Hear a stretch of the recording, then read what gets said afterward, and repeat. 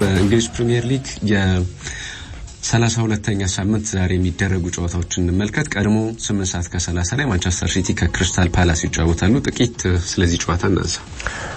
እንግዲህ ማንቸስተር ሲቲ በቀድሞ ጥንካሬ ላይ አይገኝም። በነገራችን ላይ ጥሩ ጥንካሬ ላይ ቢኖርም ይሄ ቲፒካሊ የእንግሊዝ ፉትቦል የሚጫወተው ክሪስታል ፓላስ ይፈትናል። ልክ በዋንጫ ጉዞዎች ውስጥ ራሱ ባለፉት አመታት እንዴት ተደጋጋሚ ነጥብ እንዳስጣለው የምናስታውሰው ነውና ካለፉት 7 አመታት ፔፕ ጓርዲዮላ እነዛን 6 የፕሪሚየር ሊግ ዋንጫ ያነሳውና በጣም ድንቁ ቡድን የሚባለው የፔፕ ጓርዲዮላ ቡድን ዘንድሮ ባልተለመደ መልኩ በጣም ፍሎፕ አድርጓል።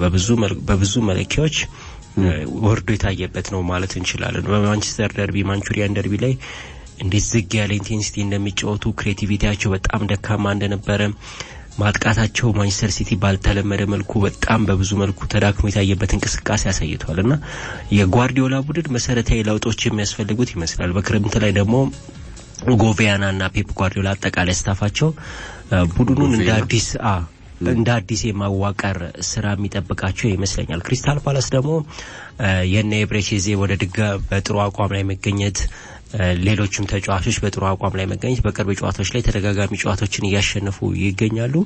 አጀማመራቸው ደካማ ነበር እንደምታስታውሱ ግን በሁለተኛው በተለይ 2025 ከገቡ በኋላ ደግሞ ጥሩ እንቅስቃሴ ከሚያደርጉ ክለቦች መካከል ክሪስታል ፓላስ ነውና ክሪስታል ፓላስ ከማንቸስተር ሲቲ ጋር የሚያደርጉ ጨዋታ ዛሬ በብዙ መልኩ ተጠባቂ ነው። የአውሮፓ ቻምፒየንስ ሊግ ቦታ ለማግኘት ማንቸስተር ሲቲ አጣብቂኝ ውስጥ ይገኛል ባልተለመደ መልኩ እና ይሄ በተለይ በቀጣይ አመት ደግሞ የአውሮፓ ቻምፒየንስ ሊግ አይሳተፉ ማለት ለማንቸስተር ሲቲ ከባድ ይመስላልና የዛሬ ጨዋታ ሲመጣ እንኳን እንደዚህ ያልተቸገረም በሚገርም ሁኔታና በዚህ አመታት ውስጥ በተለይ ይሄ አመት ምን እንደገጠመው ድንገተኛ ነው መውረዱ ከሆነ ጊዜ በኋላ ድንገት ነው የወረደውና አሁንም በውድድር አመቱ መጨረሻ እንደነ ቤርናርዶ ሲልቫ ሌሎችም ተጫዋቾች ይለቃሉ ተብሎ ይጠበቃል። ቡድኑን እንደ አዲስ የማዋቀር ነው አሁን ስፓይኑን የሰራ ይመስላል። ተከላካይ አማካይ ክፍል ላይ አጥቂ ላይ በጥር ላይ ተጫዋቾችን አስፈርሟልና ተጨማሪ ተጫዋቾችን የሚያስፈርምና ቡድኑን እንደ አዲስ የሚያዋቀር ይመስላል ይዘቱን ስትመለከተው። ምናልባት ዛሬ በኢትሃድ መደረጉ ካልሆነ በስተቀር የሁለቱም ክለቦች ወቅታዊ ፎርም ከተመለከተን ክሪስታል ፓላስ የተሻለ ቡድን ከማንቸስተር ሲቲ ተከታታይ 8 ጨዋታዎችን አልተሸነፈም። ከዚያ ውጪ በመጨረሻ 5 ጨዋታዎቹ 8 ግቦችን አስቆጥሯል። ሲቲ እንዲህ አይነት ስታት የለውም። በመጨረሻ 8 ጨዋታዎች ከተመለከተን ለምሳሌ በመጨረሻ 5 ጨዋታዎቹ 6 ግቦች ብቻ ነው ያስቆጠረው።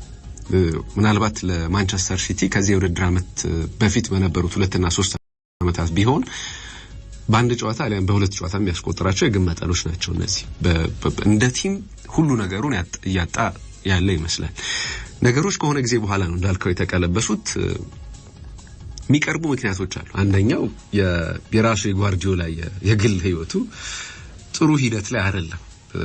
ብዙ ውጣ ውረዶች አሉበት። እንዲያም የተሰማው በኋላ ነው አይደለም። ማንቸስተር ሲቲ በደንብ አዘቅት ውስጥ እየገባ ሳምንታት ካለፉ በኋላ ስለ ባለቤቱ መነሳት ጀመረ። ከያንዳንዱ ጋዜጣዊ መግለጫዎች በፊትና በኋላ ከጨዋታዎች በፊትና በኋላ ታስታውስ ከነበረ ብሌም መደረግ ያለብኝ እኔ ነኝ እያለ በተደጋጋሚ ይናገር ነበር። ተጫዋቾች ብቃታቸው ወርዷል፣ አንዳንዶቹ ኤፊሺየንት አይደሉም ሚል ጥያቄዎች ቀርቡለት። አይ ስለ ተጫዋቾች ምንም አትበሉ፣ ሁሉን ነገር መፍታት የነበረብኝ ኃላፊነት ያለብኝ እኔ ነኝ፣ ስለዚህ ቡድኑን መርዳት ያቃተኝ እኔ እንጂ እነሱ አይደሉም በሚል በተደጋጋሚ ራሱን ይወቅስ ነበር። ስለዚህ መስራት የነበረበትን ነገር እየሰራ እንዳልሆነ በደንብ ያውቀዋል ማለት ነው። በግልጽ ያውቀዋል። እንግዲህ አሁን ለውጦች ይጠበቃሉ ከዚህ የውድድር አመት መጠናቀቅ በኋላ። ምናልባት የሊቨርፑሉ ስፖርቲንግ ዳይሬክተር በባለፈው የውድድር አመት ታስታውስ ከነበረ ወደ ኃላፊነት ሲመጡ ሂዩዝ ብዙ ኃላፊነቶች ነበሩባቸው አይደለ? ለምሳሌ ኮንትራታቸው ሊያልቅ የደረሱ ተጫዋቾች፣ ራሱ የሚለቅ አሰልጣኝ፣ እንዲህ አይነት መስቀልቅል ውስጥ ነው መጥተው የነበሩት። ግን ነገሮችን ያረጋጉበት መንገድ የሚገርም ነው። ቬና እንደዛ አይነት ሰው እንዲሆኑ ይጠበቃል አሁን ለማንቸስተር ሲቲ። እርግጥ ነው ከባቢውን የለመዱ በጣም ጥሩ ሰዎች አሉ በዙሪያቸው።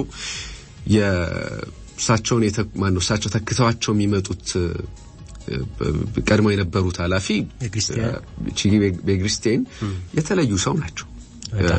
የእሳቸውን ጫማ መሙላት ሊከብዳቸው ይችል ይሆናል። ግን ዘመናዊ እግር ኳስ ውስጥ እያየን ነው አይደል? ሰዎች ሄዱና ሲመጡ አንዳንዴ አናስተውልም። በማንቸስተር ዩናይትድ ካልሆነ በስተቀር በአብዛኞቹ ክለቦች ይሄንን እያስተዋልን አይደለም። የትኛው ነው ስፖርቲንግ ዳይሬክተር ያልቀየረ ክለብ? በቅርብ እኮ ብዙ ክለቦች ቀይረዋል፣ ግን ለውጦቻቸውን አናስተውልም። ትኩረታችን አሰልጣኞች ላይም ስለሚሆን ይመስለኛል ብዙ ጊዜ። ግን በፖርቹጋል የነበራቸውን ጊዜ ከተመለከትን በጣም አስደናቂ አይን ያላቸው ሰው ናቸው። ስለዚህ ፔፕ ጓርዲዮላ የሚፈልጉትን ነገር ለማድረግ ይቸገራሉ ብዬ አላስብም።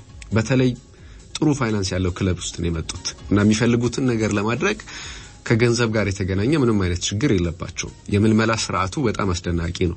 አካዳሚ ውስጥ በትልቅ ደረጃ መሸጥ የሚችሉ ፖቴንሻሎች አሉ። ስለዚህ እነሱንም ወሰን ካለባቸው የሚወስኑ ይመስለኛልና እንዳልከው የሲቲ የለውጥ ጊዜ የደረሰ ይመስላል። በቅርብ ጨዋታዎች ላይ በክሪስታል ፓላስ ላይ የበላይነት አለው። ከመጨረሻ 12 ጨዋታዎች አንድ ጨዋታ ብቻ ነው የተሸነፈው። ከዚያ ውጭ ያሉትን አብዛኞቹን ጨዋታዎች ማንቸስተር ሲቲ ያሸንፏል። 7 ጨዋታዎች አሸንፏል። 4 ጨዋታዎች አቻ ነው የተለያዩት። የዛሬው ጨዋታ ግን ካለፉት 12 ጨዋታዎች በእርግጠኝነት የተለየ ጨዋታ ነው የሚሆነው። ምክንያቱም የተለያየ ሜንታሊቲ ላይ ስላሉ እና ደግሞ ግላስነር ቡድኑን የሰሩበት መንገድ ቀደም ሲል መግቢያ ላይ እንዳነሳው ቲፒካል የእንግሊዝ እግር ኳስን ይጫወት የነበረን ቡድን ወደ ደንበኛ የካውንተር ፕሬሲንግ ቡድን ቀይረውታል። ስለዚህ እሱ ለማንቸስተር ሲቲ ሌላ ስጋት ይመስለኛል በዛሬው ጨዋታ ላይ እና ሲቲ አፈግፍጎ የሚጫወት ቡድን እና በመልሶ ማጥቃት የሚጫወት ቡድን መቋቋም እየቸገረ ነው። በዚህ ውድድር ዓመት ሲቲ ያለው ቡድን እየቸገረ ነው። እንዲያው ፖሴሽን ኳሱን ተቆጣጥረው የሚጫወቱ ቡድኖች ይሻሉታል በአንጻራዊነት። ከዚያ ውጪ ኖቲንግሃም ፎረስት ከኤቨርተን፣ ብራይተን ከሌስተር ሲቲ ይጫወታሉ። ግን ሌላ ትኩረት የሚስብ ጨዋታ አለ። ብሬንትፎርድ ከአርሰናል ኤሚሬትስ ላይ የሚደረግ ጨዋታ ነው። ምሽት 1:30 ላይ ይደረጋል ይሄ ጨዋታ። ዴቪድ ራያ የቀድሞ ክለቡን የሚገጥምበት ጨዋታ ነው።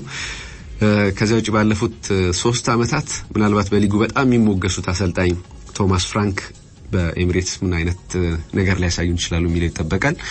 አርሰናልም ምናልባት የቻምፒዮንስ ሊግ ጨዋታ አለ። ስለዚህ ተጫዋቾችን ሊያሳርፍ የሚችልበት እድል ሰፊ ይመስለኛል። አዎ ከባድ ጨዋታ አለበት። የማድሪድ የመልሱ ጨዋታ እንደምታውቀው በተለይ ጨዋታው ከተጠናቀቀ በኋላ የማድሪድ ተጫዋቾች እንቀለብሰዋለን የሚል ነገር አይነት ሜንታሊቲ ያለው አስተያየቶች ምናምን ሲሰጡ ነበርና እንግዲህ ለአርሰናል ቀላል አይደለም ተብሎ ይጠበቃል። ሁለት አምሯቸው በሁለት ቦታ ሆኖ የሚያደርጉት ጨዋታ ነው ብዬ ነው ማስበው። ግን ብሬንፎርድ ከባድ ቡድን ነው እንደምታውቀው ሰለሞን። በጣም በተለይ ሴት ፒስ አጠቃቀማቸው በጣም ጥሩ ነው። የአየር ላይ ኳስ መከላከላቸው ላይ በጣም ጥሩ ናቸው። ቡድኑ ይሄ ፕሬሸር አድርጎ መጫወት የሚችልም አይነት ቡድን እንደሆነ በጣም የሚታወቅ ነውና በትንሽ በጀት ጥሩ ቡድን የሰሩ ናቸውና ልክ በሊጉ ካደጉ ከ2021 ጀምሮ በፕሪሚየር ሊጉ እንዲቆይና በፕሪሚየር ሊጉ ወገብ ላይ እንዲቆይ በማድረግ ረገድ ቶማስ ፍራንክ የሚደነቅ ስራ ሰርቷል። የምልመላ ሂደታቸው ቡድኑን ያዋቀሩበት መንገድ የቡድኑ አጠቃቀም መንገድ ብትመለከተ በብዙ መልኩ የተሻለ ነው። በቅርብ ጨዋታዎች ላይ በተለይ ከ2021 በኋላ አርሰናል በብሬንፎርድ ተሸንፎ አያውቅም። አብዛኛው ጨዋታዎች የማሸነፍ የበላይነት አለው። በሜዳው ደግሞ ለመጨረሻ ጊዜ ተሸንፎ 1938 አይበሪ ላይ እንደሆነ የሚታወስ ነው። ከዛ በኋላ ብሬንፎርድ አርሰናልን በሜዳው አሸንፎ አያውቅም። የበላይነት አላቸው። ይሄ አንድ የስነ ልቦና አድቫንቴጅ ነው ተብሎ ይጠበቃል። በአርሰናል በኩል ግን አንዳንድ ለውጦች ይኖራሉ ብዬ ነው ማስበው። በተለይ ፋቲግ ነበረ በበቀደሙ ጨዋታ ላይ አንዳንድ ተጫዋቾች ላይ ፋቲግ ይኖራል ተብሎ ይጠበቃል።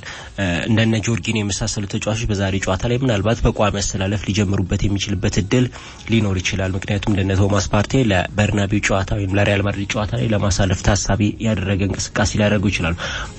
አርሰናል ቤት ውስጥ ግን የሚካኤል ሜሪኖ ተጽዕኖ ከፍ ያለ ይመስላል። ድንገተኛ ነው ለውጡና በጃንዋሪ ቢመጣኮ ምርጥ የአጥቂ ግዢ ልንለው የምንችለው አይነት ነገር ነበርና በሪያል ሶሲዳድ እንዲሁም በስፔን ላ ሊጋ ምርጥ ኢንተርሴፕት የሚያደርግ ተጫዋች ድንገት ጎል አግቢና የቡድኑ ቁልፍ ተጫዋች ሆኖ መጥቷልና በተለይ በፎልስ ናይን ሲጫወት ቡድኑ ምን አይነት ለውጥ እንዳመጣ በደንብ ትመለከታለህ። ሚካኤል አርቴታ ተጫዋቾችን ኮች የሚያደርግበት መንገድ የቡድኑ ዳይናሚክስ ስትመለከት በዚህ ጉዳት መሃል ሆኖ ራሱ ቡድኑን ኪፕ ያደረገበት መንገድ በጣም የሚደንቅ ነውና በቀጣይ ዓመት ምናልባት መሰረታዊ ነገሮች በተለይ አንድሪያ ቤርታ ከወዲሁ እየተያዘው ያለው ትልልቅ ስሞች ጋር ይገኛል። እንደነ ዮኬሬሽ እንደነ ዊኮ ዊሊያምስ ተጫዋቾች ጋር እየተያዘ ይገኛልና ምናልባት በክረምት አዳዲስ ተጫዋቾች ከገዙ አርሰናል ያለመውን ዋንጫ ሊያሳካ ይችላል ብዬ ተስፋ አደርጋለሁ። የፕሪሚየር ሊግ ዋንጫ ሲባል ብዙ ሰው ሳቅ ነው የሚቀድመው አይደል?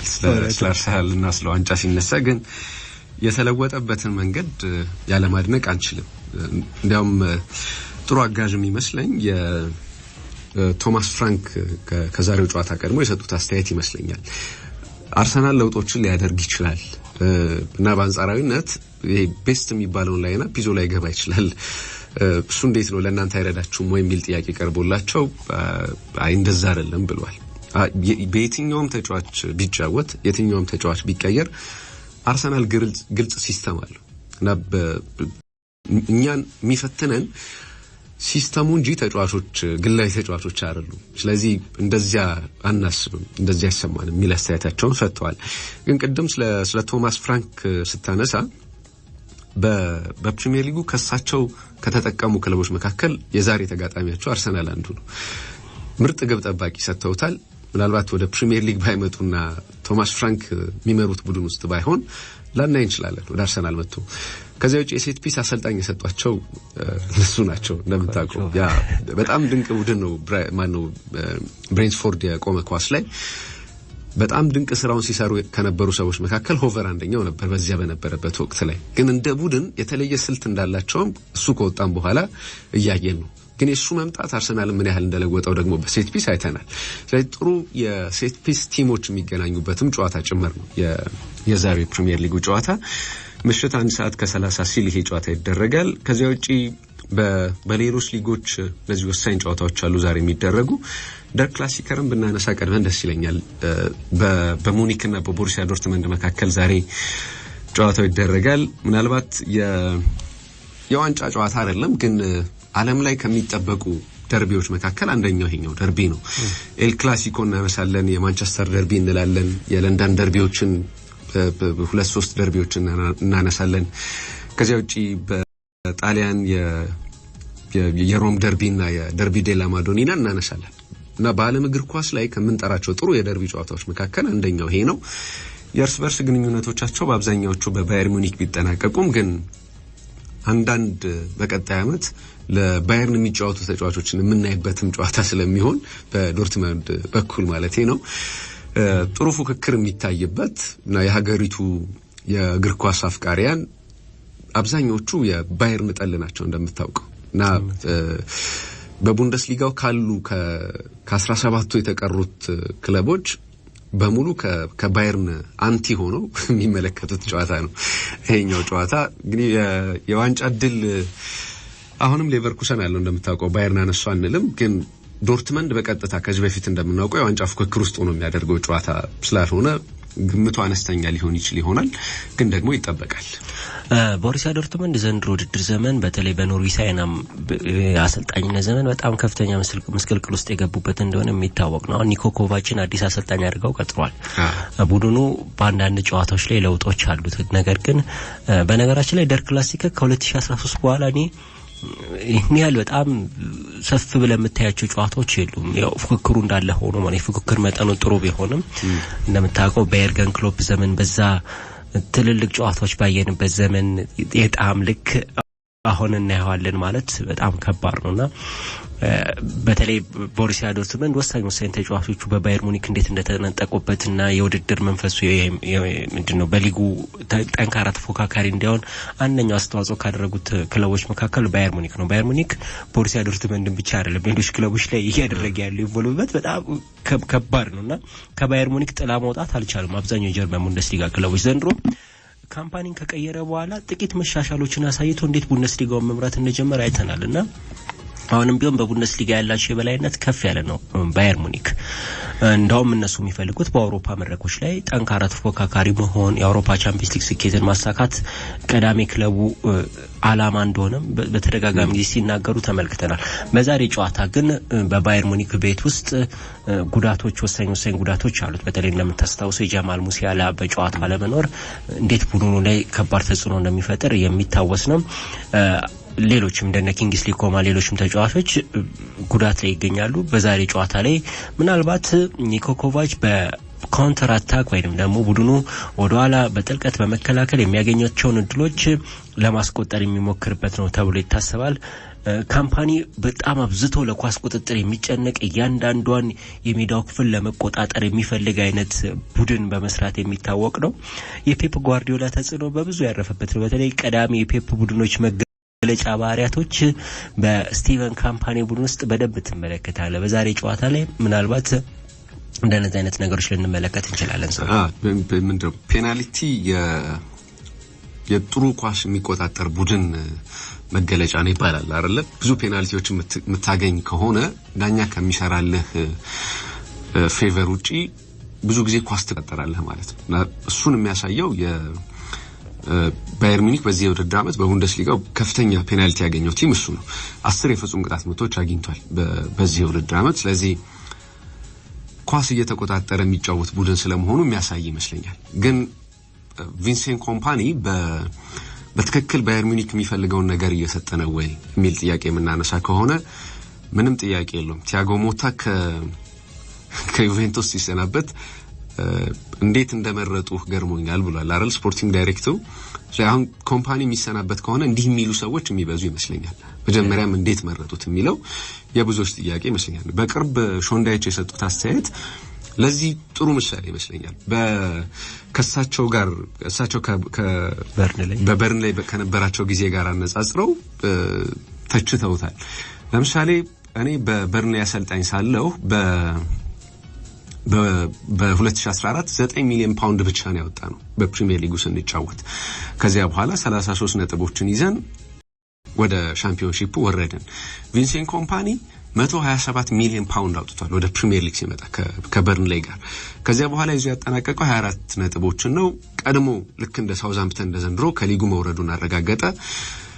በኋላ ላይ የባየርን ሩመርስ መምጣት ጀመረ እና ሰዎች ግራ ይጋቡ የነበሩት በሻምፒዮንሺፑ በነበረው ቆይታ ነው ወይስ በፕሪሚየር ሊጉ በርንሌይ ይዞ በነበረው ቆይታ ነው ኮምፓኒ ይሄ ኃላፊነት የሚሰጠው የሚል ግራ መጋባቶች ነበሩ። ሹመቱ ከተሰጠው በኋላ እና አሁን ባየርን ያለበትን መቸገር ላይ የሰው ከሾንዳይች ሐሳብ ጋር የሚቃረን ያለ አይመስለኝም። የተጠናበት ዝውውር አይደለም። የሆነ ባንድ አመት ላይ መጥቶ ብልጭ ብሎ የጠፋ የአሰልጣኝነት ካሪየር ነው ያለው። ከዚያ ውጪ ያማከራቸው ሰው ፔፕ ጓርዲዮላ ነው ተብሏል። ምናልባት እንግዲህ ከራሱ ከኮምፓኒ ይልቅ የፔፕን አስተያየት የመረጡ እሱን የበለጠ ያመኑ ይመስለኛል። ግን ደግሞ የትኛውም አሰልጣኝ በተለይ እንደ ፔፕ ጓርዲዮላ ያለ ታይ ከሆነ በጣም መጥፎ ጊዜን እያሳለፈ ያለን አሰልጣኝ እንኳን ጥሩ ስራ እየሰራ ነው ብሎ የሚያሞግስ ሰው ነው። ኮምፓኒ ከሱ ጋር የተለየ ትስስር አለው። በሱ ግብ ብቻ እኮ የፕሪሚየር ሊግ ዋንጫ አንስቷል። እዚያ ሌስተር ላይ ባስቆጠራት ግብ ሌሎች አስተዋጽኦችን ትተነው ማለት ነው። በግብ እንኳን ከለካናት በጣም ወሳኝ ስለነበረች እሷ ግብ። ስለዚህ ሰው መጥፎ ነገር ሊል አይችልም በእርግጠኝነት። እና በቻምፒዮንስ ሊግ ብዙ መጓዝ የሚያስቡ ከሆነ ቅድም እንዳልከው ፓሪስ ሰን ጀርማንና ባየር ሙኒክን ስታሰለጥን ጥያቄው የሚሆነው የሊግ ዋንጫ አምጣልን አይደል? የቻምፒዮንስ ሊግ ዋንጫ አምጣልን ነው። ስለዚህ እሱን እያሰቡ ከሆነ የሚጓዙት ከዚህ በኋላ ባለው ጊዜ በኮምፓኒ እኔ እምነት የለኝም በግሌ። እንዳልከው እያንዳንዱ የሜዳ ክፍል ላይ መቆጣጠር ስለሚፈልግ ማለት ነው። ያ ፖቴንሻሉ አለ ወይ እኔ እጠራጠራለሁ። በፔፕ ጓርዲዮላ ስር ባይሰራ ከተለምዷዊ ከነ ፈርዲናንድና ቪዲች የተሻለ ተከላካይ የሚያደርገው አንድም ኤሌመንት የለውም። ለምሳሌ ጥሩ ኳስ ይጫወታል ብለህ የምታሞግሰው ተከላካይ አልነበረም። ፔፕ ከመጣ በኋላ ነው ጥቂት ኳስ ለመጫወት ሲሞክር የነበረው እንጂ የኪክ ኤንድ ራሽ የሚጫወቱትን የድሮ እንግሊዛውያን ተከላካዮች ነው የሚያስታውሰው። ግን በአየር ላይ ግንኙነቶች ጥሩ ነው። ከዚያ ውጪ ፊዚካሊውም ያግዘዋል። የመሪነት ባህሪዎች አሉት። ስለዚህ በዚያ ምክንያት ልንመርጠው እንችል ይሆናል እንጂ ማለት እኮ ቪዲች ጥሩ አሰልጣኝ ሆኖ እናያለን እንደማለት ነበር። ስለዚህ እሱ የሚሰራ አይመስለኝም። ግን ምን ልልህ ነው እንዴት ነው ጥሩ እግር ኳስ ተጫዋች ካልነበር ከአንዳንዴ እንዴት ጥሩ እግር ኳስ ተጫዋቾችን ኮች ማድረግ እንደምትችል ስለምትቸገር ማለት ነው። ግን ሁሉ ጊዜ ጥሩ ስለሆንክ ደግሞ ጥሩ ትሆናለህ አይደለም በአሰልጣኝነቱ። ግን ኤሌመንቱ ግን ያስፈልጋል። አትሊስት ምን ማድረግ እንዳለባቸው ሁሉም ሜዳ ላይ መቆጣጠር የምትፈልግ ከሆነ አትሊስት ጥሩ አማካኝ ሆኖ ያለፉ ተጫዋቾች ያንን ሲያደርጉ እናያለን። ምክንያቱም ሁሉም ኤሌመንት ስላላቸው ሁሉም የሜዳ ክፍል ላይ የሚጫወቱ ተጫዋቾችን ባህሪ እነሱም ስላላቸው ጭምር ያግዛቸዋል። ግንኙነታቸውን ከተመለከትን ዛሬ ለ137ኛ ጊዜ ነው የሚጫወቱት። አብዛኞቹን ጨዋታዎች እንደምታውቀው ባየርን ነው የሚያሸንፈው። ቀደም ብለን ማስተናል። ግን በቡንደስሊጋ ታሪክ ወይም በጀርመን እግር ኳስ ታሪክ የሁለቱ ክለቦችን ያክል እርስ በርስ የተገናኘ ክለብ የለም ከዚህ በፊት። ስለዚህ እንዴት በወጥነት ለአመታትም ሊጉ ላይ እንደቆዩ የሚያሳይ ይመስለኛል። ሊጉ ላይ ባትቆይ ይሄን ሁሉ ጊዜ ማትገናኝም በተደጋጋሚ ዶርትመንድ ከአጠቃላይ ግንኙነቶቻቸው 33 ጨዋታዎችን አሸንፏል። በቁጥር አነስተኛ ሊመስል ይችላል፣ ግን ለክለቡ ይሄ ታሪክ ነው። ባየር ሙኒክን በዶርትመንድ ልክ አሸንፎ የሚያውቅ ክለብ የለም። ስለዚህ ጥሩ በራስ መተማመን ሊሰጣቸው ከቻለ እንግዲህ ከሌሎች ጋር ራሳቸውን እያነጻጸሩ ይሄኛው ከፍ ያለ ስሜት ሊሰጣቸው ይችላል። ከዚያ ውጪ ኒኮ ኮቫች ከመጡ በኋላ ዶርትመንድ በደረጃ በሊግ ባለው ፎርም ላይ ባይቀየርም ግን በጨዋታ በጣም ተቀይሯል። በጨዋታ በሜዳ ላይ ባለው እንቅስቃሴ በጣም ተቀይሯል። ለምሳሌ በአጠቃላይ 147 የግብ ሙከራዎችን አድርጓል እሳቸው ከመጡ በኋላ። በቡንደስሊጋ አሁን ጥሩ እየተጫወተ ነው የምንለው ባየር ሙኒክ ሳይቀር ይሄን ያህል የግብ ሙከራ የለው እሳቸው ከመጡ በኋላ። ከዚያ ውጪ በአማካይ በኤክስፔክትድ ጎልስ ከለካ ነው 20.8 አላቸው። ይሄም ከፍተኛ ነው በሊጉ። ስለዚህ ጥሩ እየተሻሻለ ስለመምጣቱ ማሳያ ይመስለኛል። ከዶርትመንድ ከባርሴሎና ጋር የነበረው ጨዋታም ቡድኑ መሻሻሉ የሚያሳይ ይመስለኛል። በአውሮፓ ቻምፒዮንስ ሊግ ያልተሸነፈ ቡድን የተረከቡት እንደምታውቀው፣ ግን ደግሞ ያልተሸነፈ ቡድን መሆኑ ብቻ ሳይሆን የተሸነፈበት መንገድም አንዳንዴ ጥሩና መጥፎም ያስብላል። 4 ጎል ገብቶባቸዋል፣ ምንም ጥያቄ የለውም። ግን ጥሩ ነበር ዶርትመንድ። ያን ያክል የምናጥላለው አይነት እንቅስቃሴ አልነበረም በተለፈረስታፍ ላይ። ከዚያ ውጪ ሴርሂዮ ጉራሲ በሳቸው ስር በኮቫች ስር ጥሩ እየተሻሻለ ያለ ተጫዋች ነው። ከሳቸው መምጣት አስቀድሞ በ14 የሊግ ጨዋታዎች 7 ግቦች ብቻ ነበር የነበሩት። አሁን ከኮቫች ከመጡ በኋላ 10 የቡንደስሊጋ ጨዋታ አድርጓል፣ 8 ግቦች አስቆጥሯል። ስለዚህ ፖዚቲቭ ነገሮች አሉ ማለት ነው እና ባየርን ላይ ሸጋ የሚችልበት ምንም አይነት ምክንያት የለም። ከዚያ ውጭ ይሄንንም ጨዋታ ይፈልገዋል። በሳምንቱ አጋማሽ ደግሞ በቻምፒዮንስ ሊግ ከኢንተር ጋር የሚያደርገው ጨዋታም ትልቅ ጨዋታ ነው። ስለዚህ ሁለት ልብ ውስጥ ሆነው ነው ይሄንን ጨዋታ የሚያደርጉት። እንዳልከው ትልልቅ ተጫዋቾች አንዳንድ ተጫዋቾቻቸው የሉ እና እንዲያውም እሳቸው ኮቫች ከጨዋታው ቀድሞ ሲናገሩ በቻምፒዮንስ ሊግ በኢንተር የተሸነፈበት ጨዋታ ለኛ የስነ ልቦና ስንቅ ይሰጣናል፣ አድቫንቴጅ ይሰጣናል የሚል አስተያየታቸውን ሰጥተዋል። እነሱም የተለዩ አይደሉም፣ ግን ልዩነቱ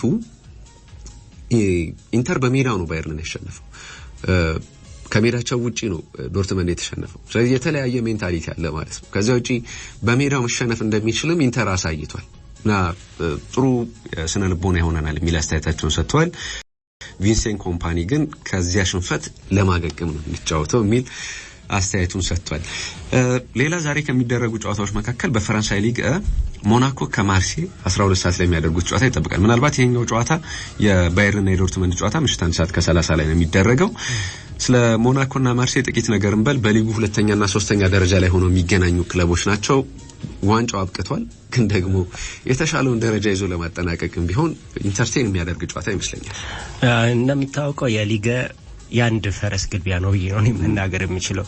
ካለፉት 11 አመታት ውስጥ ኦልሞስት 9ን የበላው በማል ሊልና ሌሎች ቡድኖች ገቡ፣ ሞናኮ ገቡ እንጂ አብዛኛው ፒኤስጂን ያሸነፈው እና የፒኤስጂ ዶሚናንስ በጣም የሚያስፈራ። አሁንም በሊጉ አንድም ጨዋታ ተሸነፈ። የዛሬ ጨዋታ ግን በተመለከተ ለሮቤርቶ ዲዘርቢ በጣም ወሳኝ ጨዋታ ነው ብዬ ነው ማስበው። ሮቤርቶ ዲዘርቢ ልክ ከብራይተን ወደ ማርሴይ ከተዘዋወሩ በኋላ በክረምቱ ባልተለመደ መልኩ ትልልቅ ተጫዋቾችን ይገዙበትና ወደ ተፎካካሪነት ለመምጣት ጥረት ያደረጉበት ነበር። በሊጉ የመጀመሪያ ሳምንታትም ብትመለከት ቡድኑ ጥሩ የሚንቀሳቀስ ይመስል ነበር። እነ ሜሰን ግሪንውድ ተነቃቁበት፣ እንዲሁም ወደ ግብ አስቆጣሪነታቸው የመጡበት ነበር። ከዛ በኋላ ግን መልበሻ ክፍሉን ያጡበት፣ በጣም ከተጫዋቾች ጋር በጣም ግልጽ ግጭቶች የገቡበት፣ በተለይ በወራጅ ቀጠና ስጋት ውስጥ ከሚገኘው ክለብ ከተሸነፉ በኋላ እንዴት ከተጫዋቾቹ ጋር የተሰጣ ገብ ውስጥ እንደገቡ የሚታወስ ነውና በዚህ ውድድር ዓመት የመጨረሻቸው ነው እየተባለ ይገኛል። በተለይ ሮቤርቶ ዲዘርቢ ከወዲሁ ስማቸው ከሚላን ጋር እየተያዘ ይገኛል። የመቆየታቸው ነገር አጠራጣሪ ነው። በአንጻሩ ሞናኮ በአዲውተር የአይንትራ ፍራንክፈርት አሰልጣኝ ነበሩ። በጣም ቆንጆ ቡድን በመስራት የሚታወቁ ናቸውና ሞናኮንም በብዙ መልኩ የቀየሩት ነው። ሞናኮ እንደምታውቀው ቡድኑ ጥሩ ፕሬሲንግ የሚጫወት ቡድን ነው። በጣም ፈጣን ተጫዋቾች ያሉበት ነው። ባርሴሎናም በቻምፒየንስ ሊግ የረቱበት መንገድ የምናስታውሰው ነውና በዘንድሮው ውድድር ዘመን ምናልባት ወጣ አቋም ለማሳየት ተቸገሩ እንጂ ከሊጉ ጥሩ ከሚባሉ ቡድኖች መካከል አንደኛው ሞናኮ ነው። ሁለቱ ቡድኖች ዛሬ የሚያደርጉት ጨዋታ ኢምፓክቱ ከፍ ያለ ነው። በተለይ በቻምፒየንስ ሊግ ተሳትፎ ለማግኘት ከወዲሁ ትልቅ ተጽዕኖ ከሚፈጥሩ ጨዋታዎች መካከል አንደኛው ሁለቱ ቡድኖች ጨዋታ ነው። ማርሴይ በዚህ ጨዋታ ላይ በብዙ መልኩ ሊቸገር የሚችልባቸው ድሎች አሉ ተብሎ ይጠበቃል። በእኔ በኩል በተለይ ሮቤርቶ ዲ ዘርቢ ባንዳንድ ጨዋታዎች ላይ ግትርነት ታይበቸዋል። አብዝተው በጣም ኳላ ቢልዳፕ ለማድረግ ቡድናቸው በሚታወቅበት ሲስተም እዛ ኢንቮልቭ ለማድረግ ጥረት ሲያደርጉ ትመለከታለህ። ነገር ግን ጨዋታን አዳፕት ማድረግ እንደተጋጣሚዎች ደግሞ ባህሪ ሪያክት ማድረግ ደግሞ ያስፈልጋል። ትልልቅ አሰልጣኞች የምናደንቀው አንደኛው በዚህ ኳሊቲ ነው። በተለይ ፔፕ ጓርዲዮላ እኮ የብራይተንን ቢልዳፕ እኮ የዛሬ አመት እንደዚህ ሲያደንቅ እንደነበር የሚታወስ ነውና የዲሰርቢ ቡድኖች ደግሞ አንዳንዴ የግትርነት ባህሪያቸው በደንብ ታይበታል። ጨዋታዎችን በሚገመት መልኩ ተሸንፎ ሲወጣም ትመለከታለና ምናልባት በዛሬ ጨዋታ ላይ የሚያደርጉት ጨዋታ በራሱ ኢምፓክቱ ከፍ ያለ ነው ተብሎ ይጠበቃል። ከሜዳቸው ውጪ ሁለት ተከታታይ ጨዋታዎች ተሸንፈዋል። ከመጨረሻ 4 ጨዋታዎቹ 3ቱን ተሸንፈዋል እና በስተመጨረሻ እንዲያውም ወደ አሸናፊነት የመጣው ከቱሉዝ ጋር በነበረው ጨዋታ ግሪንውድን እና ሌሎች አንዳንድ ቅሬታ ውስጥ የነበሩ ተጫዋቾችን ወደ ላይን አፕ አመጣ። ነገርየው እንዴት እየዞረ እንዳለ ስለገባው ቅድም እንዳነሳው ለኪፕ አንድ ዘገባ ይዞ ወጥቶ ነበር። ሁሉን ነገር በመልበሻ ክፍል ውስጥ ያጡ አሰልጣኝ ሆነዋል በሚል በፍራንስ ሊጋም በሎስ 3-1 ከተሸነፉ በኋላ ወደ መልበሻ ክፍል ሄደው ተጫዋቾችን ነገ አላሰለጥናችሁም ብለዋቸዋል። እና ተጫዋቾች እንዲህ አይነት ውሳኔ በአሰልጣኝ ሲወሰን ሊከፉ ነው የሚገባው አይደል? ምን ያክል አሰልጣኛችን አዝኖብናል በሚል ግን ተጫዋቾች ተመሳሳይ መልስ ነው የሰጡት። እኛም አንሰለጥንም የሚል መልስ ነው የሰጡት እና በኋላ ላይ እንዲያውም ነገርየው ወደማይሆን መንገድ እያመራ እንደሆነ የገባው የክለቡ አዲሱ ስፖርቲንግ ዳይሬክተር ሜዲ ቤናሺያ ጣልቃ ገብቶ ነው ነገርየውን ከመክረር የመለሰው። እንዲያውም ብዙ በክለቡ ውስጥ የቆየ ሰው አይደለም። የክለቡን የቅርብ አመታት ታሪክ የሚያውቅ ሰው አይደለም። በባየር ሙኒክ እና በዩቬንቱስ የነበሩት አመታት እንዲያውም የገዘፉ ናቸው። የክለቡን ከፍተኛ ባለስልጣናት እንዲህ አይለውን ነገር ትፈቅዳላችሁ ማለት ነው የሚል ጥያቄ ነው የጠየቃቸው ተብሏል። በኋላ ከነሱ የተሰጠውን አቅጣጫ ይዞ ሁሉም በስራ ገበታው ላይ እንዲገኝ በኋላ ጣልቃ ገብቶ ወሰነ እና ነገሮቹ መረጋጋት ጀመሩ። ግን ፊት ለፊት ወጥተው አንዳንድ ተጫዋቾችን ስም እየጠሩ ሲተቹ ነበር። ያደርጉታል፣ አልፎ አልፎ ይሄንን ያደርጋሉ። ግን ከተጫዋቾች ጋር በከረረ ጸብ ውስጥ ከመግባት ይልቅ ከክለብ ኃላፊዎች ጋር መጣላት የሚመርጡ ሰው ናቸው እንዲያውሳቸው በባህሪያቸው። ምክንያቱም ከብራይተን የወጡበት መንገድ በግልጽ እንደዚያ ስለነበር ማለት ነው። ግሪንውድ የክለቡ ከፍተኛ ግብ አስቆጣሪ ነው። 15 ግቦች አሉት በዚህ ውድድር ዓመት። ስለዚህ የሆነ ጨዋታ ላይ ወጥተህ ፓሽኑን አጥቷል ብለህ ስትናገር የሆነ ነገር ከጀርባው ሊኖር እንደሚችል መጠርጠር ያስፈልጋል።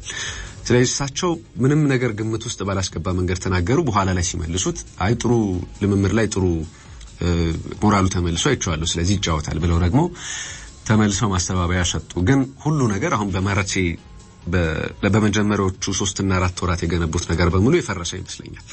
በስብስብ አንፃር ከሞናኮ የተሻለ ስብስብ አላቸው። እንዲያውም ራቢዮ ትላንትና ወጥቶ በእግር ኳስ ተጫዋችነት ህይወቴ ምርጡ ጊዜ ላይ ነው የሚገኘው ሚል አስተያየቱን ሰጥቷል። አብዛኛዎቹ ተጫዋቾች እድሜያቸው 30 ሲሻገር ጥራታቸው ይጨምራል እና ለኔም እንደዛ ነው። ፊዚካሊም ካለፉት ጊዜያቶች በሙሉ በእነዚህ 2 እና 3 አመታት የተሻልኩ ተጫዋች እንደሆንኩኝ ይሰማኛል ሚል አስተያየቱን ሰጥቷል። በሜዳ ላይ የምናየው ያንን ነው አላውቅም። የተሻለ መምራት የነበረበት ተጫዋች እሱ ነው። ግን እንደዚያ ያደረገ አይደለም። በልምድ ደረጃ ግን ካነሳናቸው እና በጥራት ከለካናቸው የማርሴይ ተጫዋቾች በጣም ጥሩ ተጫዋቾች ናቸው። ዛሬ የሚኖረው ውጤት እንግዲህ ነገሮችን የሚቀለብስ ሊሆን ይችላል። ለምሳሌ 2 ነጥብ ነው በመካከላቸው ያለው ልዩነት፣ የ50 እና 52 ነጥብ ነው ያላቸው። ስለዚህ ሞናኮ ዛሬ በሚሬን ጨዋታ ካሸነፈ ከማርሴይ የተሻለ ጊዜን እያሳለፈ ነው ማለት ነው። በደረጃ በልጦ ይቀመጣል። ያንን አሳልፈው ይሰጣሉ ያናውቅም። ግን በአውሮፓ ምናልባት ማርሴይን ሲረከቡ ከማርሴይ በፊትም በጣም ድንቅ እንደሆኑ ሲነገርላቸው የነበሩት ሰው ሁሉ ነገራቸውን ሉዝ እያደረጉት ያለ ይመስላል ከማርሴይ ጋር ባላቸው ጊዜ። ሌሎች ጨዋታዎችን እንጠቁም።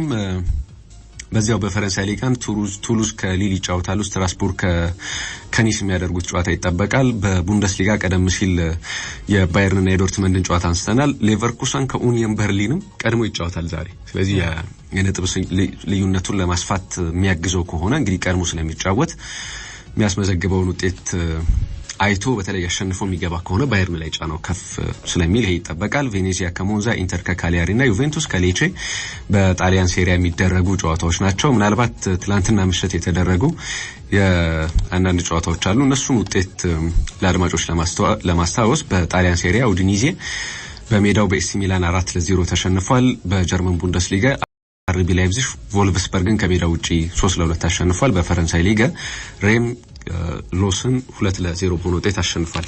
ከዚያ ውጪ ቡካዮ ሳካ፣ ቲምበር እና ራይስ ካጋጠማቸው ጉዳት አንፃር ወደ ጨዋታ መቼ ይመለሳሉ? ቡካዮ ሳካ ይመለሳል ብሏል ሚኬል አርቴታ። ያ ጉዳት አይደለም መጠነኛ ኖክ ነው። ስለዚህ የመሰለፍ እድል አለው ብሎናል። ሌሎችም ማለት የቲምበር ገና ነው፣ ግን ሌሎቹ ተጫዋቾች በተለይ ራይስ ምንም አይነት ጉዳት የለበትም። ስለዚህ ይሰለፋል፣ ይጫወታል። ስለ መሐመድ ሳላ ጥቂት እናንሳ። አዲስ የ2 ዓመት ኮንትራት ፈርሟል። ለሊቨርፑል ምን መልእክት ይኖረዋል? 10 ዓመት ሊቆይ ነው። ምልመላው በጣም የሚያስደንቅ ነበረ። ሊቨርፑል እንደምታውቀው በተለይ ማይክል ኤድዋርድስ መምጣት ተከትሎ መኒቦል የሚባለውን መንገድ የተከተሉ አይነት ነው። በተለይ ተጫዋቾችን የሚመለመሉበት መንገድ በስታት በዳታና እንዲሁም ያው በእግር ኳስ ላይ የአይን ጌታም እንዳለ ሆኖ ግን ስታቶች አሁን በተለይ በቅርብ አመታት ደግሞ ተጽዕኖአቸው ከፍ ያለ እንደሆነ በደንብ ተመልክተናል። ብራይተን ለዛሬ ስታቶችን ነው የሚከተለው። በቅርብ አመታት ደግሞ ሊቨርፑል እንደምትመለከተው የምልመላ መንገዱ በጣም በብዙ መልኩ የተሻሻለበት ነው። መሐመድ ሳላ ከቼልሲ ያልተሳካ ቆይታ በኋላ ወደ ፊዮሬንቲና ቀና በፊዮሬንቲና በውሰት ሁሉ ፕሮግረስን አሳየ። በሮማ ገሎበተ። ከሮማ ደግሞ ወደ ሊቨርፑል መጣ። በሊቨርፑል ደግሞ ታሪክን የሰራው እንደሚታወቀው ላለፉት 6 እና 7 አመታት በሱ ልክ ያህል በወጥነት የተጓዘ በሊጉ ላይ ያለ ተጫዋች ያለ አይመስለኝም። ከ10 በላይ ጎሎችን ከ10 በላይ አሲስቶችን በአንድ የውድድር ዘመን የሚያደርገው ሳላ ነውና ቁጥሮቹ በራሱ ብዙ ይነግሯል። በፕሪሚየር ሊጉ በዚህ ጥቂት አመታት ውስጥ የነቴሪ ኦንሪን ሪከርድ ሰብሮ አሁን ከፍተኛ ግብ አስቆጣሪ ሆኗል። ከዛ በተጨማሪ ደግሞ በጨዋታ ላይ በብዙ ቦታ መሰለፍ የሚችለው እንደምታውቀው በግራም በቀኝም ከፈለገም በአጥቂ ቦታ አንዳንድ ጊዜ ሲያሰልፉት ተመለከታልና ሳላ መፈረም እኔ ለሊቨርፑል ተጽዕኖ ከፍ ያለ ነው። ሱፐርስታሮችን በማቆየት ቡድኑን እንደ አዲስ ቢል ለማድረግ አዲስ ጅማሬ የጀመሩበት ነው። አርነ ስሎት ቡድናቸውን በአዲስ መልክ ለማደራጀት ፍላጎት አለባቸው። በኤርገን ክሎፕ የተጀመረውን ይበልጥ ለማስቀጠል ማለት ነው። የትሬንት አሌክዛንደር-አርኖልድ መውጣት እርግጥ ሆኖ የሁለቱ ተጫዋቾች ግን መፈረም በብዙ መልኩ ትርጉሙ ላቅ ያለ ነው። እኔ መሐመድ ሳላ አሁንም ቢሆን በሊቨርፑል ቤት ምርጡ ተጫዋች ነው ብዬ የምመድበው ነው። ከነ ያራይሽ ከነ ኬኒ ዳግሊሽ ከነ ስቲቨን ጂ ቀጥሎ በብዙ መለኪያዎች ከነሱም እኩል የምታደርገው በብዙ መለኪያዎች የተሻለው ተጫዋች ነው ብዬ ነው ማስበው። እንግዲህ በ2022 አዲሱን ኮንትራት ሲፈርም የኤፍኤስጂ ፕሬዚዳንት ማይክ ጎርደን የክለቡን አሰራር ጥሰው ከፍተኛ ተከፋይ እንዲሆን አድርገው ነበር። አሁንም ከሃላንድ ቀጥሎ ዓለም ላይ ከፍተኛ ሁለተኛ ተከፋይ ተጫዋች እሱ ነው ተብሏል። ኤግዛክት ፊገሩ አልተቀመጠም። የ2 ዓመት ኮንትራት ነው። ግን ትላንት አትሌቲክ ባወጣው መረጃ አጉል ጭንቀት ነበር ተብሏል በሁለቱም ወገኖች በኩል። ምክንያቱም የሊግ ዋንጫ አንስቶ ከፍተኛ ግብ አስቆጣሪ ሆኖ ወደ ሌላ ወዴትም ሊሄድ አይችልም ነበር በሚል በስተመጨረሻ ጋብቻው በጥሩ መንገድ ተጠናቋል በሚል ዘግቦታል። አድማጮቻችን አብራችሁን ስለነበራችሁ ከልብ እናመሰግናለን።